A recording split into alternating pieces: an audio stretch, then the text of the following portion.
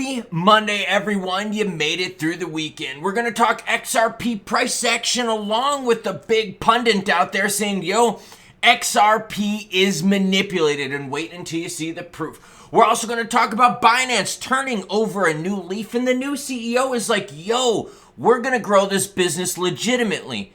Which means what you did before was illegitimate. Oh my gosh. And Tron now on the naughty list at the top. They took down CZ from Binance, but Justin, son of Tron, is in the crosshairs. Let's talk about why.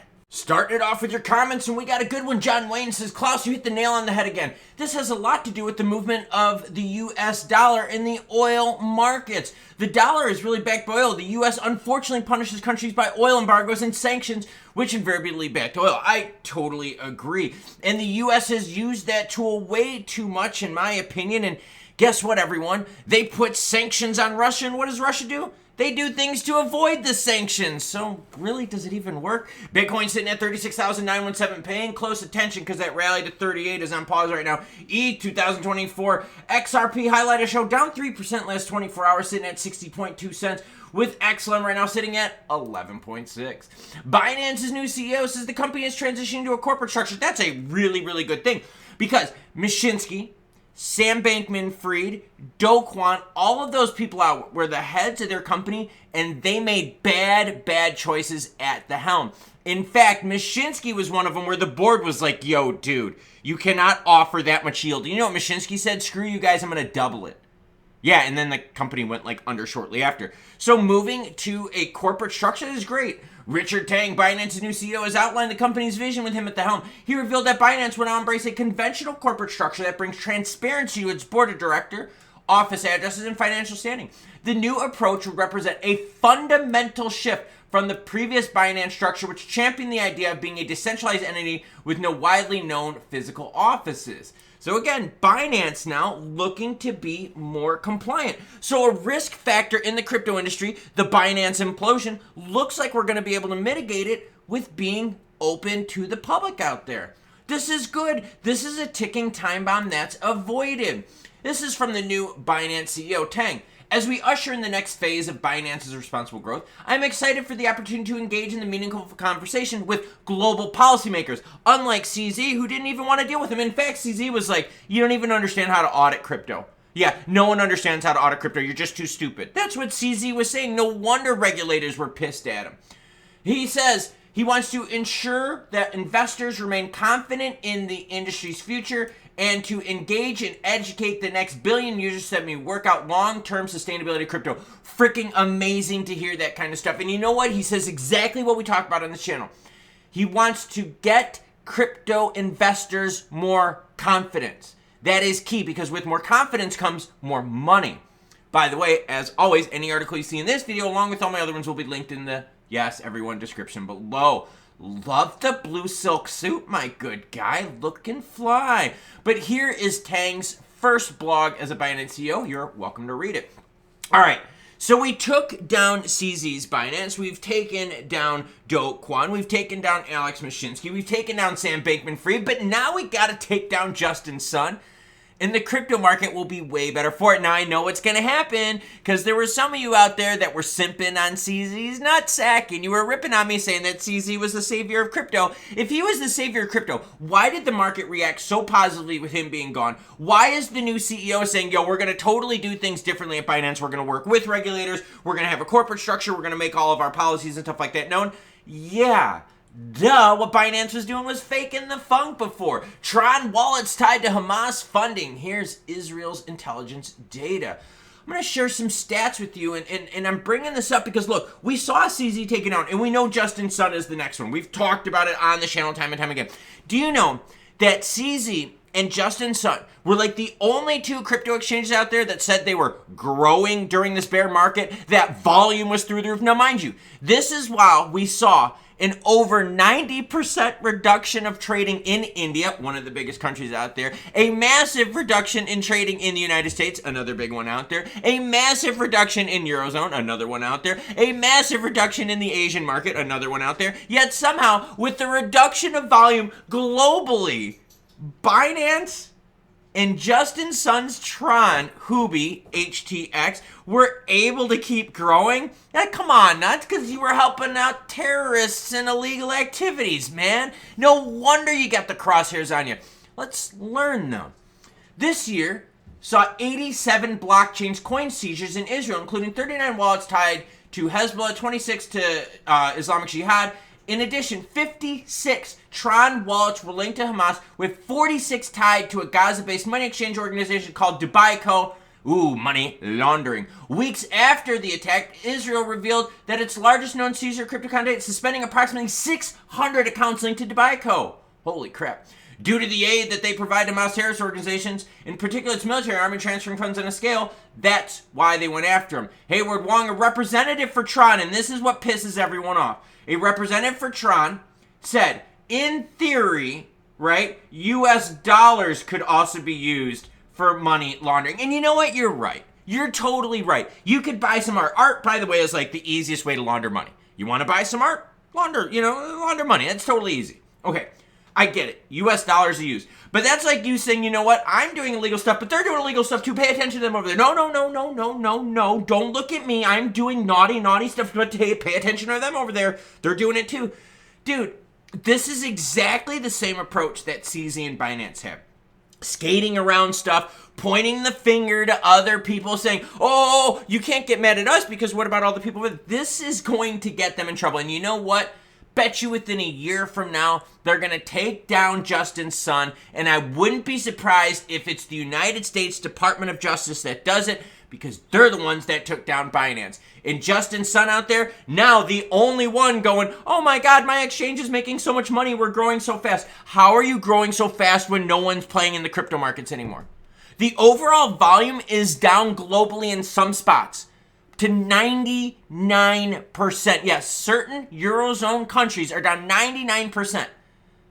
And yet you're still growing? How the hell is it? Come on now. Everyone watching this video, I don't care if you're a simper on CZ's nuts, a simper on Justin Sun's nuts. You can't look at me right now in the camera, in the screen, phone, whatever you're watching on, and tell me, Klaus, they're growing their business because they're doing such a great job. How? The whole freaking market has melted down in the last couple years. You're telling me that they're able to make money considering what we saw volume-wise a couple years ago. I'm looking at XRP, 150 billion a day, 100 billion a day in volume, and now we're at like 2 billion. You're telling me you're making money even though volume has shrunk that much? It's because you're catering to terrorists and criminals out there, you scumbag. All right, let's talk about XRP price manipulation. Now, I'm bringing this up because I think a lot of us are having this concern, and the way they expressed it in this article, and specifically the gentleman that they get the quotes from, he's going to make a lot of you think, and I think this is something that we have to make this dialogue a little bit more open, a little bit more public, and stop making it look as if we're being, I don't know, like the crazy XRP group, right, where we're always conspiracy theorists.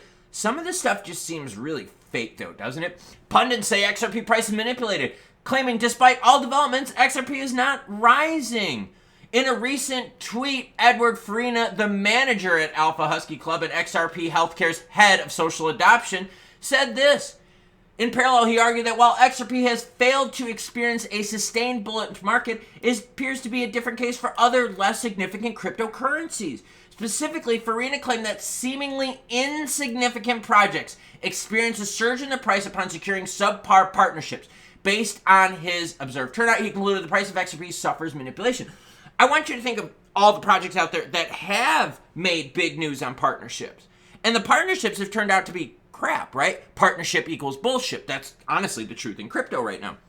And I'm seeing what Edward is saying here. Because you're right. There are certain partnerships with XRP where you're like, you know what? I would have thought that would have done more juice. But then again, we got the problem where there's a whole bunch of social media influencers out there, not news channels like this that bring you news good and bad, but influencers that are always trying to make you think that everything is, like all rosy and all perfect and rainbows and unicorns. Those channels out there are making some very, very high, oh, they just partnered with this, and now because they partnered with this, they're going to move 8 trillion within the next day, and then it's going to be backed by this, and before you know it, the expectations are right up here. So even if the price goes up a couple cents, you're like, oh man, it didn't get up to here. This is a total loserville. Expectations versus reality. So I see where Edward is coming from because he's like, you know what? There's some really juicy things with XRP. Other things out there are making some announcements and they're getting huge price movements. We've seen it, everyone. We've definitely seen some manipulation. In fact, we've also seen news articles manipulating the price of XRP. What about the XRP ETF that all of a sudden pumped it up and dumped it right back down? So yeah, I'm saying that XRP as a whole is rife with manipulation. Here is that tweet from Edward. You're welcome to follow me on Twitter. I have it linked in the description below. I haven't been on Twitter in a few weeks just because, I don't know. I just haven't. I've been busy doing this kind of stuff. All right, XRP price action. All right, I brought up the manipulation stuff. I brought up the Justin Sun and the Tron stuff and all that to paint a picture of what I'm about to talk to now, or what I'm about to talk about. There we go. It's about the year, and it's about these big moves not holding. And the reason I got rid of the candlesticks was so you could have a better visualization of all these little moves that haven't held, moves that haven't held, moves that haven't held, moves that haven't held. Now, have they held to their max? No, of course they have not, okay?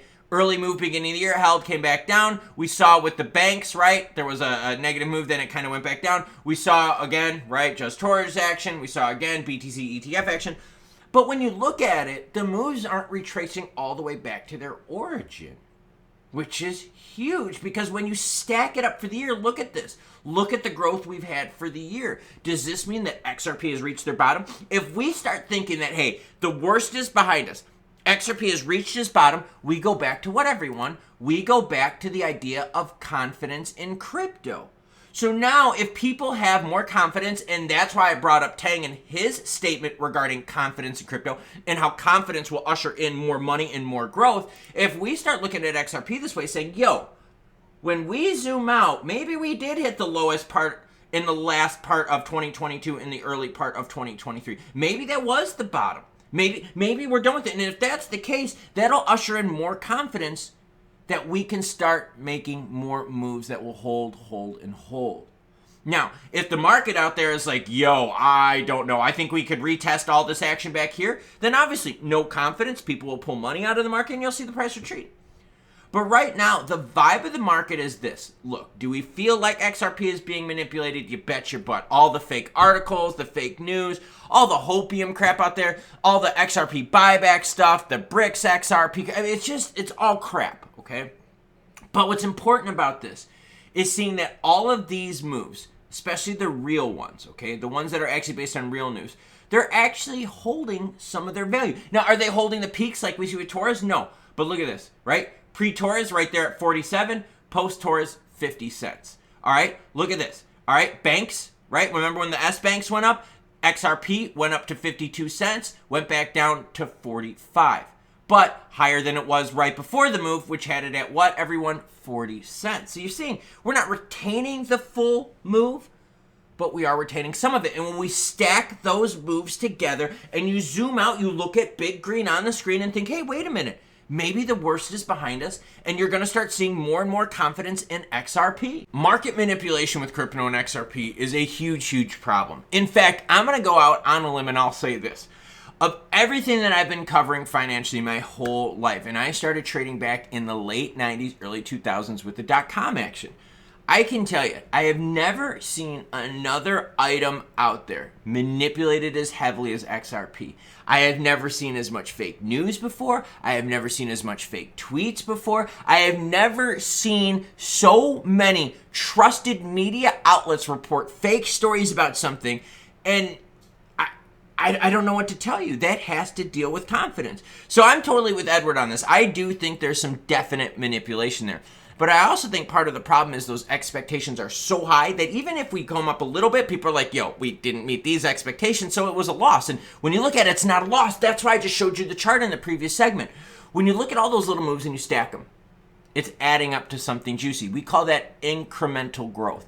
Incremental growth is much more sustainable than moonshot. You've seen it. Every time XRP does a moonshot, it comes right back down. But if we kind of stair-step it on up, and you look back, hey, we're green in the long run.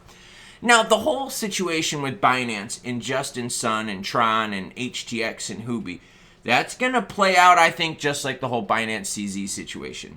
Justin Sun has been one of the biggest scumbags out there in crypto, and he has been another ticking time bomb person. In fact, Justin Sun got in trouble for commingling customer funds. Justin Sun also has gotten in trouble for shifting funds from place to place to place to make the books look better than they are. That's kind of like me saying, hey, my bank account says this, but what I'm not telling you is I took some of my kids' money, my wife's money, my dad's money, my mom's money, and I put it all in my bank account real quick. I showed the auditors, hey, check out what's in my bank account. And they're like, oh, that looks pretty juicy. And then when the auditors leave, okay, mom, here's your money back. Wife, here's your money back. Dad, here's your money back. And then what I really have in my account is not much. That's what Sun has been doing. And now that you're seeing a lot more public attention regarding Justin Sun's Tron chain in regards to terrorism funding, and again, remember, Binance got in trouble by the Department of Justice for stuff like this, could see the same thing happening to Justin Sun and Tron. Now, later today is the Gold and Silver Show. If you'd like to submit some pictures and stories on some of your finds, well, go find the main page, right? You're going to have to do it on PC. Go to the community tab and you'll see it. You'll click on a button that says view email address. Just send me an email and maybe I'll feature your story on the show. What am I doing today? It is full on recovery day because I have a crazy week race at the end of this week. I'm actually running up a mountain. Yeah, like I'm doing a 10K mountain run. It's actually pretty freaking cool. It's considered the hardest elevation race gain in the state. So gonna have some fun, knock it out this weekend. So today's recovery, stretching, and catching up with y'all. And a gold show later. Let me know what you're doing in the comments below and have a great rest of your day.